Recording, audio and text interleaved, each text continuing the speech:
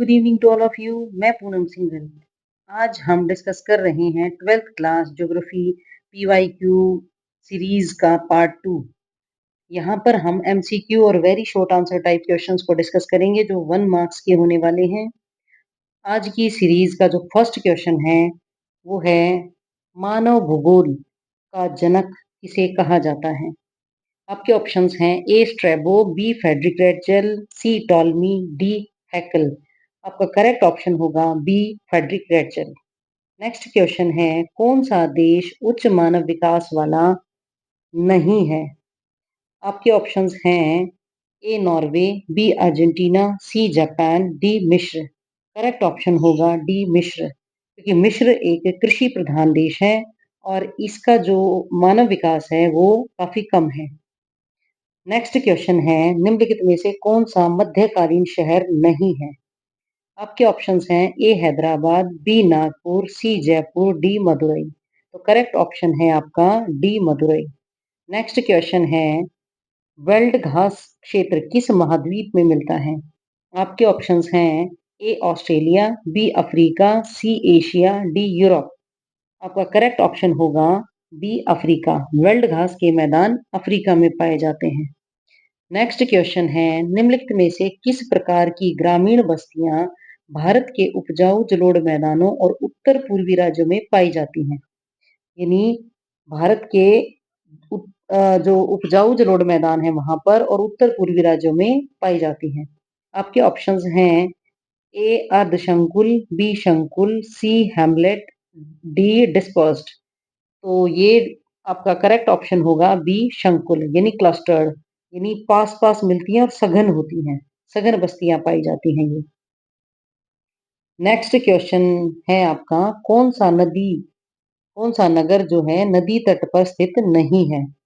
आपके ऑप्शंस हैं A Bhopal, B Agra, C Patna, D Kolkata. Correct option होगा ए भोपाल। नेक्स्ट अंतर्राष्ट्रीय व्यापार क्या है। विभिन्न देशों के बीच वस्तुओं और सेवाओं के आयात निर्यात को अंतर्राष्ट्रीय व्यापार कहते हैं। ये क्या विभिन्न देशों के बीच, इसे हम अंतर्राष्ट्रीय व्यापार कहेंगे। नेक्स्ट क्वेश्चन है रानीगंज में किस खनिज का उत्पादन होता है। तो रानीगंज में कोयले का उत्पादन होता है। नेक्स्ट क्वेश्चन है निम्नलिखित अभिकथन ए एवं कारण आर पर विचार करते हुए दिए गए विकल्पों में से सही उत्तर का चयन कीजिए। अभिकथन ए क्या है, जीवन निर्वाहक कृषि स्वयं के उपयोग के लिए की जाती है। ये बिल्कुल करेक्ट है, क्योंकि जीवन निर्वाह कृषि जो है स्वयं के उपयोग के लिए ही की जाती है, क्योंकि इसमें उत्पादन केवल इतना ही होता है जिससे जीवन का निर्वाह किया जा सके। यानी हम उसके उत्पादन को निर्यात नहीं कर सकते क्योंकि उत्पादन बहुत कम होता है। तो ये आपका जो अभिकथन है वो बिल्कुल सही है। कारण स्थानांतरित कृषि तथा काटो और जलाओ कृषि एक नहीं है। ये आपका कारण जो है वो गलत हो जाएगा, क्योंकि स्थानांतरित कृषि और काटो और जलाओ कृषि एक ही होती है। तो आपका जो करेक्ट ऑप्शन होगा वो होगा सी, ए सही है लेकिन कारण गलत है। तो सी आपका करेक्ट ऑप्शन हो जाएगा। नेक्स्ट क्वेश्चन निम्नलिखित अभिकथन ए एवं कारण आर पर विचार करते हुए दिए गए विकल्पों में से सही उत्तर का चयन कीजिए। ये भी अभिकथन और कारण वाला क्वेश्चन है। तो अभिकथन ए शहरीकरण एक ऐसी प्रक्रिया है जिसमें शहरों और कस्बों में जनसंख्या का संकेंद्रण होता है। ये बिल्कुल करेक्ट है। करेक्ट ऑप्शन मतलब अभिकथन ए जो है वो बिल्कुल करेक्ट है। शहरीकरण एक ऐसी प्रक्रिया है जिसमें शहरों और कस्बों में जनसंख्या का संकेंद्रण होता है, क्योंकि जो शहर होते हैं या डेवलप जो कस्बे हो जाते हैं उसमें जनसंख्या ज्यादा संकेंद्रित होती है, क्योंकि यहाँ पर सभी प्रकार की सुविधाएं आसानी से उपलब्ध होती हैं। तो यहाँ पर जनसंख्या ज्यादा केंद्रित रहती है। तो ये आपका अभिकथन सही है। कारण कारण देखते हैं, शहरीकरण से शहरी क्षेत्रों में आर्थिक विकास की असमान वृद्धि होती है। बिल्कुल, ये भी करेक्ट है। शहरीकरण से शहरी क्षेत्रों में आर्थिक विकास की असमान वृद्धि होती है, क्योंकि देखिए शहरों में जो कुछ लोग होते हैं बहुत अमीर भी होते हैं और कुछ लोग झुग्गी बस्तियों में भी रहते हैं, तो जो आर्थिक विकास है वो असमान हो जाता है। तो ये दोनों ही जो आपके ऑप्शन हैं यानी अभिकथन और कारण दोनों ही करेक्ट हैं और अभिकथन जो है कारण की सही तरीके से व्याख्या भी करता है। तो ए ऑप्शन आपका करेक्ट हो जाएगा। नेक्स्ट क्वेश्चन है निम्नलिखित में से कौन सा भूगोलवेत्ता फ्रांस से संबंधित है? यानी फ्रांस से कौन सा संबंधित है? आपके ऑप्शंस हैं ए हंटिंगटन, बी विडाल डीला ब्लास, सी सैंपल, डी ट्रेवार्था। तो विडाल डीला ब्लास यानी बी जो ऑप्शन है वो करेक्ट होगा क्योंकि ये फ्रांस से संबंधित है। नेक्स्ट क्वेश्चन है विडाल डीला ब्लास ने किस उपागम का समर्थन किया? तो विडाल डीला ब्लास ने संभावनावाद या संभववाद का समर्थन किया था। नेक्स्ट क्वेश्चन है कौन सा तत्व भौतिक वातावरण का अंग नहीं है? आपके ऑप्शंस हैं ए जलवायु, बी कृषि, सी धरातल और डी जल। तो आपका जो कृषि बी ऑप्शन करेक्ट हो जाएगा क्योंकि ये भौतिक वातावरण का अंग नहीं है। नेक्स्ट क्वेश्चन है किसने नवनियतिवाद का प्रतिपादन किया?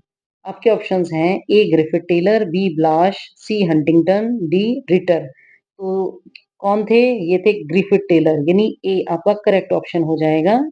इन्होंने नवनियतिवाद का प्रतिपादन किया था और इन्होंने ही इसमें बताया कि नवनियतिवाद जो है रुको और जाओ नियतिवाद बोला जाता है जिसे।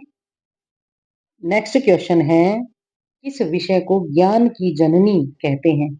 आपके ऑप्शंस हैं ए दर्शन शास्त्र, बी अर्थशास्त्र, सी इतिहास, डी राजनीति शास्त्र। तो आपका करेक्ट ऑप्शन हो जाएगा ए दर्शन शास्त्र को ज्ञान की जननी कहा जाता है। दर्शन शास्त्र यानी फिलॉसफी। नेक्स्ट क्वेश्चन है किस तत्व को माता प्रकृति कहते हैं? आपके ऑप्शंस हैं ए भौतिक पर्यावरण, बी सांस्कृतिक पर्यावरण, सी राजनीतिक पर्यावरण और डी औद्योगिक पर्यावरण। तो भौतिक पर्यावरण को हम माता प्रकृति कहेंगे तो आपका करेक्ट ऑप्शन ए हो जाएगा। नेक्स्ट क्वेश्चन है निम्न में से कौन सा एक लोगों और पर्यावरण के बीच अन्योन्य क्रिया का सर्वाधिक महत्वपूर्ण कारक है? यानी लोगों और पर्यावरण के बीच में जो संबंध स्थापित करता है वो कौन सा कारण है? कौन सा कारक है? आपके ऑप्शंस हैं ए मानव बुद्धिमत्ता, बी प्रौद्योगिकी, सी लोगों के अनुभव, डी मानवीय भाईचारा। तो इसके लिए सबसे जो इम्पोर्टेंट कारक है वो होगा बी प्रौद्योगिकी। नेक्स्ट क्वेश्चन है निम्नलिखित में से कौन सा एक मानव भूगोल का उपागम नहीं है? यानी मानव भूगोल का उपागम नहीं है। आपके ऑप्शंस हैं ए क्षेत्रीय विभिन्नता, बी मात्रात्मक क्रांति, सी स्थानिक संगठन, डी अन्वेषण और वर्णन। आपका करेक्ट ऑप्शन होगा बी मात्रात्मक क्रांति। नेक्स्ट क्वेश्चन है उपनिवेश युग में किस उपागम का मानव भूगोल में प्रयोग किया गया? उपनिवेश युग में तो आपका जो आपके ऑप्शंस होंगे वो हैं ए क्षेत्रीय संगठन, बी प्रादेशिक विश्लेषण, सी क्षेत्रीय विभिन्नता और डी व्यवहारिकता। देखिए औपनिवेशिक काल में प्रादेशिक विश्लेषण का प्रयोग किया गया था तो आपका करेक्ट ऑप्शन बी होगा प्रादेशिक विश्लेषण। नेक्स्ट क्वेश्चन है निम्नलिखित में से कौन सा एक भौगोलिक सूचना का स्रोत नहीं है? यानी भौगोलिक सूचना का स्रोत कौन सा नहीं है? आपके ऑप्शंस हैं ए यात्रियों के विवरण, बी प्राचीन महाकाव्य, सी चंद्रमा से चट्टानी पदार्थों के नमूने, डी प्राचीन मानचित्र। तो आपका जो करेक्ट ऑप्शन होगा वो होगा बी प्राचीन महाकाव्य क्योंकि महाकाव्य एक काव्य स्रोत है वो किसी भौगोलिक सूचना के स्रोत नहीं माने जाते। नेक्स्ट क्वेश्चन है ज्योग्राफी किन दो शब्दों के सुमेल से बना है? आपका उत्तर होगा यह दो यूनानी भाषा के शब्दों जियो प्लस ग्राफी से मिलकर बना है। नेक्स्ट क्वेश्चन है पृथ्वी के दो प्रमुख घटक बताएं। उत्तर होगा भौतिक पर्यावरण और सांस्कृतिक पर्यावरण। ये प्रमुख पृथ्वी के दो घटक हैं। 23 आपका क्वेश्चन है भूगोल का एक विषय के रूप में केंद्रीय कार्य क्या है? तो पृथ्वी को मानव का निवास स्थान के रूप में समझना ही भूगोल का एक केंद्रीय कार्य है। यानी पूरी पृथ्वी को एक मानव का निवास स्थान माना गया है भूगोल में। नेक्स्ट क्वेश्चन होगा, सर्वप्रथम भूगोल शब्द का प्रयोग किसने किया? ये एक यूनानी दार्शनिक थे, इरेटोस्थनीज, जिन्हें फादर ऑफ ज्योग्राफी भी कहा जाता है। नेक्स्ट क्वेश्चन है, इडियोग्राफिक शब्द का क्या अर्थ है? इडियोग्राफिक शब्द का अर्थ है विवरणात्मक। आज के लिए इतना ही। Thanks for watching. Thank you very much.